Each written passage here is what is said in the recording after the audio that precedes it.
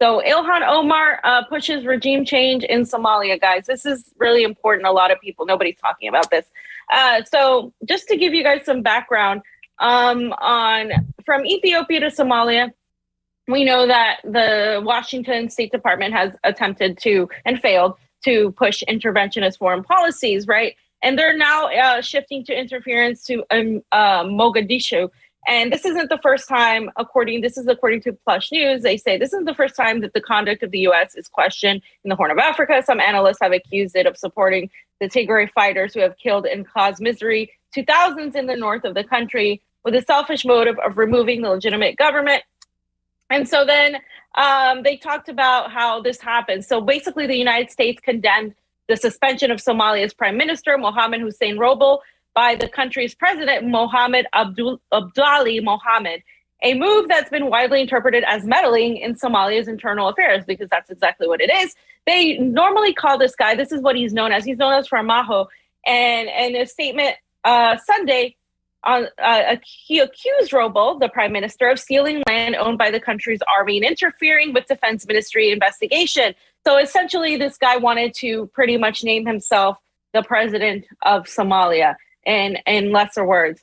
And so the prime minister retorted saying, this is illegal, you can't do that. And this is only to derail our elections in the country. So trying to paint the president as a dictator. And he also said that he ordered security forces to stop taking orders from the president. And instead of the president wrote on Twitter that the outrageous statement from immediate former President Mohammed Abdullahi Farmajo regarding the work of the prime minister and his failed attempt to militarily take over the OPM is a violation of the Constitution and other laws, the consequences of which will be solely shouldered by Farmajo. So he essentially tried to tell everybody, stop taking orders from the president, take orders from me instead, because the president has violated the Constitution. Well, so the U.S. then took a side and condemned that the president's decision to get rid of the prime minister. And then the U.S. State Department African Affairs Bureau called the attempted suspension of the prime minister, Roble, alarming, and said that it supported his efforts for rapid and credible elections. Guys, how many times have we heard this before? They're interfering, they're intervening. They're saying, oh, this guy, let's say he's like a Juan Guaido. He's like, no, I'm going to start dictating orders. And so then the president's like, no, you can't do that. And so then the United States like, yes, let's side with the Juan Guaido guy and say that the elections are, that we need legitimate elections in Somalia. This is the playbook over and over again. And of course, the U.S. added that they're prepared to act against those obstructing Somalia's path to peace. Can you believe that? And they said, we strongly urge Somalia's leaders to take immediate steps to de-escalate tensions in Mogadishu, refrain from provocative actions, and avoid violence. And so, these other commentators from Africa basically say that has always been the U.S. culture. There's this to interfere in management of weak African countries, take sides, support and have them as their allies in plundering the country's resources. And of course, Somalia has been in a political crisis since the start of this year when Farmajo's term ended. And so the country needs to be given a chance to get back on track, as opposed to direct interference of siding with a group by those who consider themselves powerful. And this person said Somalia is a sovereign state. There is no way a prime minister declares himself president, commands armed forces to reject orders from the president, and you, the outsiders, find not shame in publicly declaring their support for him. If that is not meddling, then what do you call it? So, Pasta, anything to say on that? Well, yeah, I just want to remind people that Obama bombed Somalia before he left office, too, as well. We've been meddling in affairs for a long time.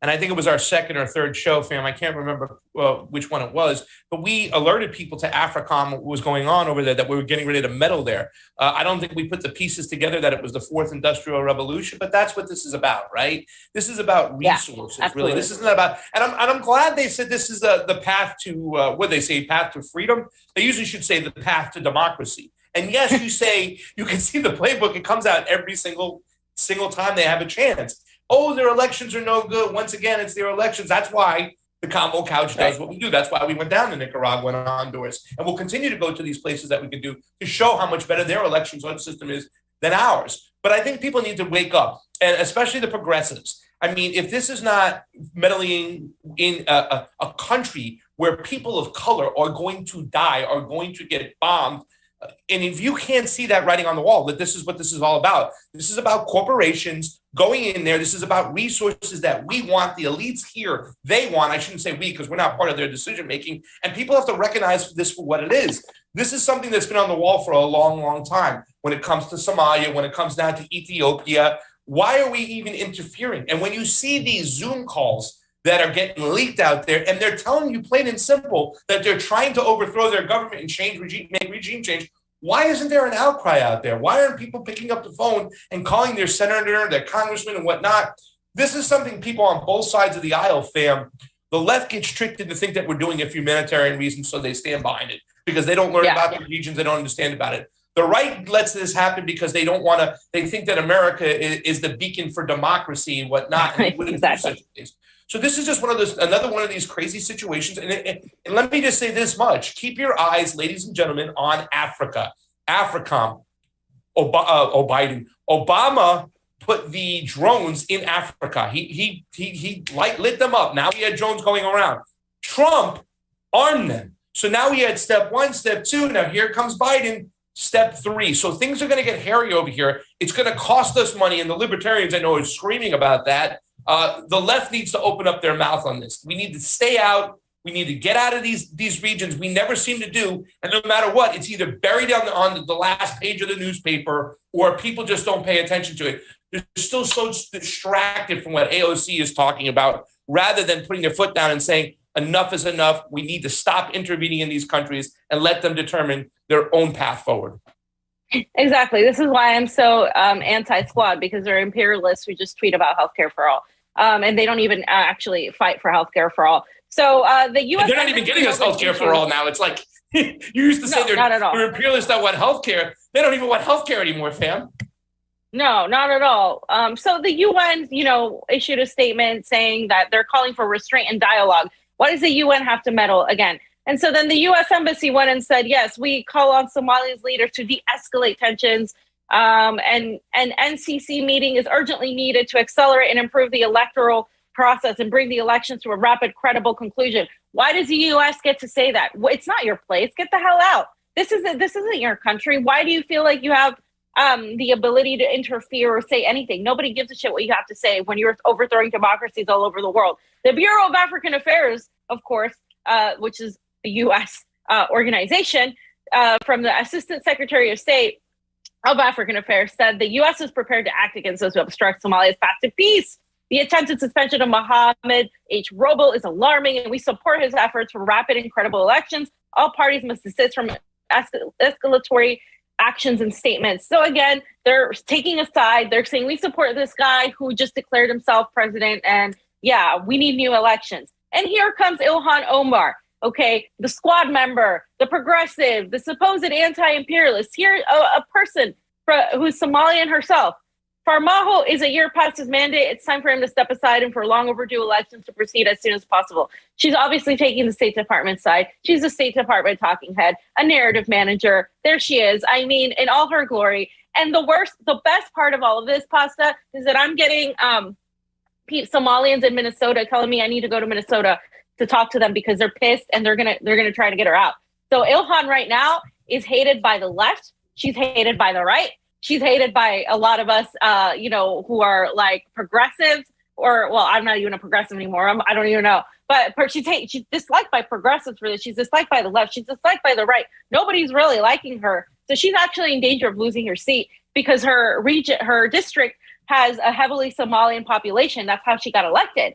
And they're really pissed at her. And they're really being vocal after what happened in Ethiopia. They're extremely vocal, and they're aligning themselves with these minorities and populations that are fighting against the Western Empire and the Western interventionists, Palestine, Syria, Ethiopia. So there's this whole alliance happening, especially in the Horn of Africa when we're talking about, the Fourth Industrial Revolution. And so I said Ilhan Omar is spreading regime change propaganda efforts to remove the legitimate leader of Somalia. The squad are imperialists who tweet about healthcare for all. Hands off Somalia. And then solidarity with Haiti. Kim Kami said, watching Somali Twitter eat up Ilhan Omar has been quite satisfying. She really does give cover to U.S. imperialism. IDK, why I ever assumed she was different. And a lot of us assumed she was different. A lot of us were like, look, she's Somalian. She's an immigrant. She's saying these things.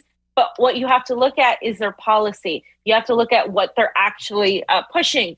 And the squad takes turns on voting for imperialist agendas. We've seen that time and time again. We've talked about Cambodia. We've talked about what they've done, not just in East Asia, but also in West Asia, and the sanctions, of course, in the global South.